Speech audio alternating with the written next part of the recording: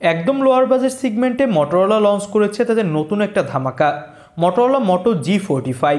ফোনটাতে বাজেট সেগমেন্টে আপনি ব্যাক সাইডে লেদার পাবেন 50 মেগাপিক্সেলের ক্যামেরা, IP52 এর সাপোর্ট। তাছাড়া এই ফোনটার ডিজাইনটাও কিন্তু এক কথায় অসাধারণ। পাশাপাশি ফোনটাতে একটা পাওয়ারফুল চিপসেট দেওয়া হয়েছে। আর আজকের ভিডিওতে ফোনটা নিয়ে বিস্তারিত কথা বলবো আপনাদের সাথে। বাংলাদেশের মার্কেটে কবে কি আসবে, দাম কত হবে, এইসব বিষয় নিয়ে বিস্তারিত জানতে পারবেন। চলুন শুরু করি। শুরুটা করব ফোনটার লুক এবং ডিজাইন দিয়ে। ফোনটার ব্যাক প্যানেলের ডিজাইন এক কথায় অস্থির।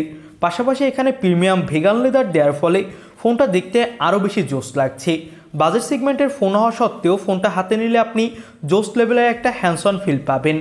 এই ফোনটার সামনে দেওয়া হয়েছে মিডল পাঞ্চল কাটিং একটা ডিসপ্লের চিন বেজেলস খুবই কম। USB Type-C port, 3.5mm audio Jack এবং স্পিকার গ্রিল থাকছে নিচের সাইডে।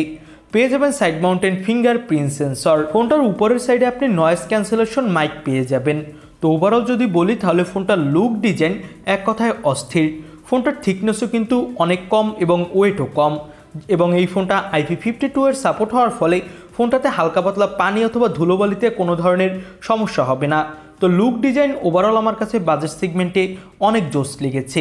ফোনটার ডিসপ্লেটা হলো 6.5 ইঞ্চি মাপের, যেটা হলো একটা IPS LCD প্যানেল, এবং এটা 120 হার্টজ রিফ্রেশ রেটের। তবে একটা কথা, এখানে কিন্তু HD+ ডিসপ্লে দেওয়া হয়েছে। ডিসপ্লের ব্রাইটনেসও ভালোই দেওয়া হয়েছে, সানলাইটে তেমন একটা ব্রাইটনেসের ঘাটতি আপনি পাবেন না। তবে আমার কাছে মনে হয়েছে এখানে HD+ ডিসপ্লের পরিবর্তে যদি ফুল HD+ ডিসপ্লে দিত তাহলে আরও বেশি ভালো হতো।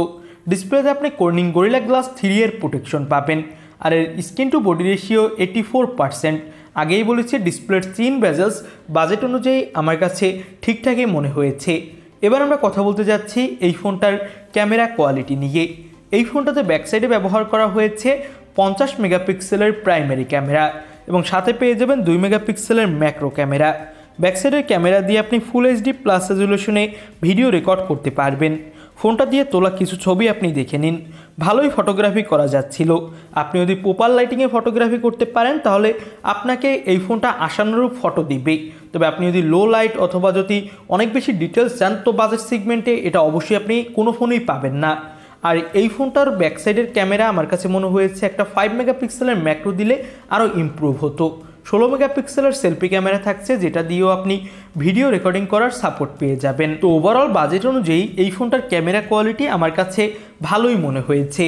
এবার আমরা কথা বলতে যাচ্ছি ফোনটার প্রসেসর কোয়ালিটি নিয়ে। কোয়ালকম স্ন্যাপড্রাগন 6 Gen 3 চিপসেট ব্যবহার করা হয়েছে এখানে, যেটা 6 ন্যানোমিটার আর্টিটিকের উপর বিল্ড করে তৈরি। এই ফোনটাতে আপনি পারফরমেন্সের কথা বললে PUBG, free fire, call of duty, অ্যাসপল 9 এইসব ধরনের গেমগুলো মিডিয়াম সেটিংস এবং লো সেটিংসে ভালোই প্লে করতে পারবেন, এবং এর গিরিকবেঞ্চ স্কোরও কিন্তু ভালোই।